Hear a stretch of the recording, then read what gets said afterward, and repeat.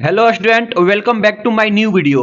इस वीडियो में मैं आप सबको त्रिभुज से रिलेटेड सभी बातों को बताने वाला हूं जो कि आपके लिए काफी महत्वपूर्ण होने वाला है। यानी कि एक तरीके से आप लोग मान लीजिए कि त्रिभुज का परिचय, कि त्रिभुज कैसे होते हैं, त्रिभुज का परिभाषा क्या होता है, कौन कौन त्रिभुज के प्रकार होते हैं। तो आइए इस वीडियो को हम लोग स्टार्ट करते हैं। अगर आप लोग कक्षा 6, 7, 8, 9th, 10th या 11th या 12th किसी भी कक्षा में पढ़ते हैं तो यह वीडियो आपके लिए काफी महत्वपूर्ण होने वाला है। तो आप लोग वीडियो को अंत तक देखिएगा, वीडियो को मिस मत कीजिएगा। आइए वीडियो को स्टार्ट कर देते हैं। देखिए, सबसे पहले हमको देखना है क्या, त्रिभुज का परिचय। इसमें होता है आपका इंट्रोडक्शन ऑफ ट्रायंगल, ठीक है ना। तो सबसे पहले त्रिभुज को समझने से पहले हम लोगों को एक टॉपिक पढ़ना होगा जिस टॉपिक का नाम है संरेख बिंदु। इसको अंग्रेजी में बोलते हैं कोलिनियर पॉइंट, ठीक है ना। दूसरा टॉपिक आप लोगों को पढ़ना होगा असंरेख बिंदु यानी कि नॉन कोलिनियर पॉइंट, ठीक है ना। ये दोनों आपको पढ़ना ही पढ़ना होगा, ठीक है। तो आइए सबसे पहले हम लोग इसके बारे में जान जाते हैं कि संरेख बिंदु क्या होता है और असंरेख बिंदु क्या होता है। देखिए, सबसे पहले यहां पे देखिए संरेख बिंदु।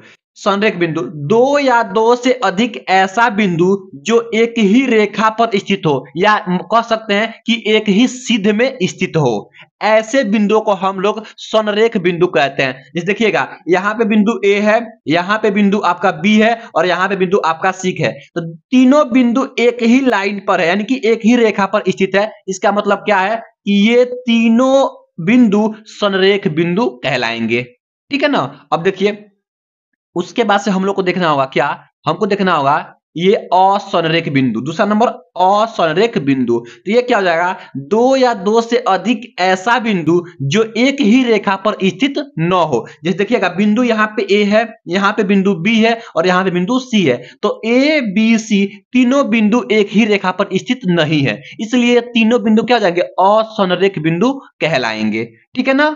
अब देखिए, ये संरेख बिंदु आप लोग पढ़ लिए, उसका से असंरेख बिंदु पढ़ लिए। अब हम लोग देखेंगे क्या, त्रिभुज का परिभाषा। क्या देखेंगे, त्रिभुज का परिभाषा। तो आइए देखते हैं। देखिए, हमको देखना है आप त्रिभुज की परिभाषा। तो क्या करेंगे, परिभाषा में परिभाषा कैसे देना है कि किसी तल में स्थित तीन असंरेख बिंदुओं को मिलाने वाली रेखा से बनी हुई आकृति को त्रिभुज कहते हैं। हाँ, आप लोग छोटे क्लासों में चाहे किसी भी क्लास में आप लोग यह पढ़े होंगे कि तीन रेखाओं से घिरी हुई बंद आकृति को हम लोग त्रिभुज कहते हैं। एक्चुअल में वह त्रिभुज की परिभाषा बिल्कुल गलत है। हम लोग परिभाषा एकदम सही देंगे ऐसे कि किसी तल में स्थित तीन असंरेख बिंदुओं को मिलाने वाली रेखा से बनी हुई आकृति को त्रिभुज कहते हैं। जैसे मान लीजिए ये आपका तल है, ये मेरा कॉपी का तल है। इस तल में यहाँ पे हम तीन असंरेख बिंदु लिए, कौन कौन, एक बिंदु ए लिए हैं, एक बिंदु बी लिए हैं और एक बिंदु सी लिए हैं। और इन तीनों बिंदु क्या है, असंरेख बिंदु है, क्योंकि तीनों एक ही सिद्ध में और एक ही लाइन पे नहीं है। तो तीनों बिंदुओं का किया, यहां से इसको मिला दिए हैं, यहां से इसको मिला दिए और इसको यहां से इसको मिला दिए। अब इस प्रकार जो ये आकृति बना है, यह आपका क्या बना है, त्रिभुज बना है। तो यह आपका त्रिभुज का परिभाषा बिल्कुल सही होगा, ठीक है ना। अब देखेंगे हम लोग त्रिभुज का प्रकार कि कौन कौन त्रिभुज के प्रकार होते हैं। आइए देखिए, अब हम लोग देखिएगा, यहां पे देखेंगे क्या कि टाइप ऑफ ट्रायंगल, यानी कि ट्रायंगल के प्रकार, यानी कि त्रिभुज के प्रकार कौन कौन होते हैं। देखिएगा आप लोग कि त्रिभुज के दो प्रकार होते हैं। त्रिभुज के कौन प्रकार होते हैं, दो। एक होता है त्रिभुज के प्रकार, एक होता है भुजा के आधार पर और एक होता है आपके कोण के आधार पर, यानी कि बेस ऑन द साइड्स और बेस ऑन द एंगल।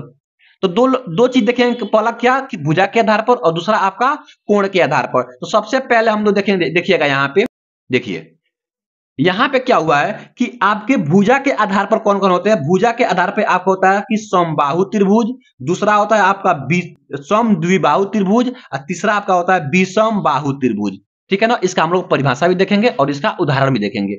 उसके बाद से यहाँ पे कोण के आधार पर, यानी कि एंगल के आधार पर, पहला होता है आपका न्यून कोण त्रिभुज, दूसरा होता है आपका सम कोण त्रिभुज और तीसरा आपका होता है अधिक कोण त्रिभुज। क्या होता है, अधिक कोण त्रिभुज होता है, ठीक है ना। अब देखिए, सबसे पहले हम देखेंगे क्या, भुजा के आधार पर। तो पहला क्या है, समबाहु त्रिभुज। तो हम लोग यहां देखेंगे समबाहु त्रिभुज की परिभाषा और उदाहरण। चलिए देखते हैं, यहां देखिए ये आपका दिया गया है, ठीक है ना। तो हम लेते हैं यहां से आपका, चलिए।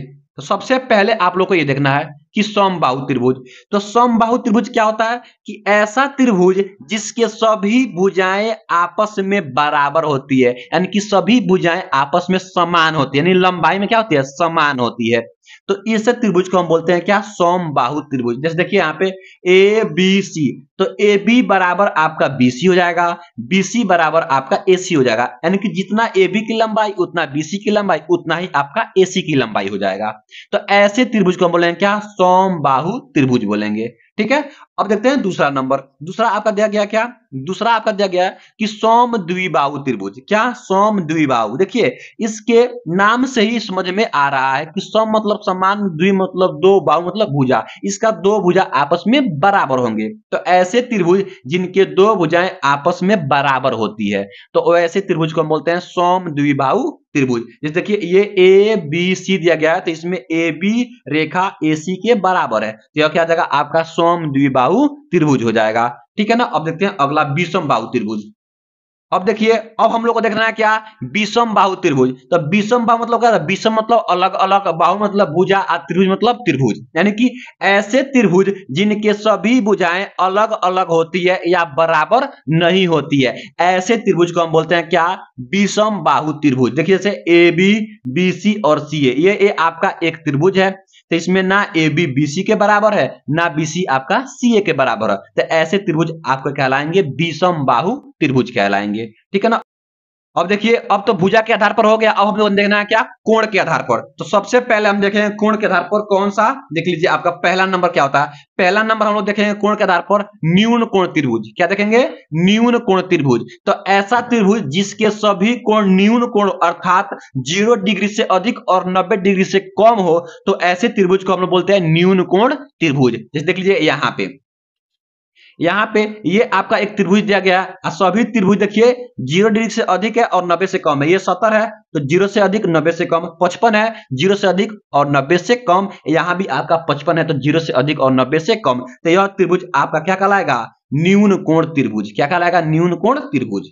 अब देखिए अगला नंबर, अगला आपका दिया गया है समकोण त्रिभुज। क्या दिया गया है, समकोण त्रिभुज। तो समकोण त्रिभुज क्या होता है, ऐसा त्रिभुज जिसका एक कोण समकोण हो या 90 डिग्री हो, तो उसे हम लोग समकोण त्रिभुज कहते हैं। जैसे देख लीजिएगा ये आपका एक ए बी सी एक त्रिभुज है, और इस त्रिभुज में जो बी है ये क्या है, समकोण, यानी कि क्या है 90 डिग्री है, तो यह आपका एक समकोण त्रिभुज हो जाएगा। ठीक है ना। अगला देखिए तीसरा नंबर कह रहा है कि अधिक कोण त्रिभुज। अधिक कोण त्रिभुज क्या होता है, यहां देखिए ऐसा त्रिभुज जिसका एक कोण अधिक कोण हो अर्थात 90 डिग्री से अधिक और 180 से कम हो, उसे हम लोग क्या कहते हैं, उसे हम लोग कहते हैं अधिक कोण त्रिभुज। जैसे मान लीजिए देखिए ये आपका 120 डिग्री है, तो ये आपका जो 120 डिग्री है यह 0 से 90 से अधिक है और 180 से कम है, तो यह आपका क्या हो जाएगा, अधिक कोण त्रिभुज हो जाएगा। तो ऐसे आप लोग इसको करेंगे। तो आई होप, मैं आशा करता हूं कि आप लोग को यह समझ में आया होगा कि त्रिभुज के प्रकार कितने होते हैं, कौन कौन त्रिभुज होते हैं। तो एक बार मैं आप सबको रिवाइज कहता हूं। देख लीजिए यहाँ पे कि पहला नंबर आपका कि भुजा के आधार पर, ये आपका रिवीजन है, भुजा के आधार पर कौन कौन होता है।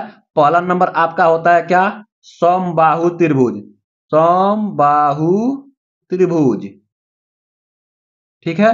दूसरा नंबर आपका क्या होता है, समद्विबाहु। समद्विबाहु, समद्विबाहु त्रिभुज, ठीक है। और तीसरा नंबर आपका क्या होता है, विषम बाहु। विषम बाहु त्रिभुज, विषम बाहु त्रिभुज, ठीक है ना। तो ये आपका क्या हो जाएगा, भुजा के आधार पर हो जाएगा। ठीक है ना, भुजा के आधार पर हो जाएगा। उसके बाद हमको देखना है क्या, कोण के आधार पर। देख लीजिए कोण के आधार पर, कोण के आधार पर, कोण के आधार पर। तो कोण के आधार पर भी 3 प्रकार के कौन कौन होता है। पहला नंबर आपका होता है न्यून कोण, न्यून कोण त्रिभुज, न्यून कोण त्रिभुज। दूसरा आपका होता है समकोण त्रिभुज, समकोण त्रिभुज। आपका तीसरा नंबर होता है विषम कोण त्रिभुज, विषम कोण त्रिभुज, ठीक है ना। तो ऐसे आप लोग त्रिभुज की परिभाषा और त्रिभुज को के प्रकार को आप लोग याद कर सकते हैं। आई होप, मैं आशा करता हूं कि आप लोग को यह वीडियो बहुत ही अच्छा लगा होगा। अगर वीडियो अच्छा लगा है तो वीडियो को लाइक कर दीजिए। अगर आप लोग चैनल पर नए हैं तो चैनल को सब्सक्राइब कर लीजिए, ताकि ऐसा आप लोग को वीडियो हमेशा मिलता रहे। ठीक है ना, मिलते हैं अगले वीडियो में।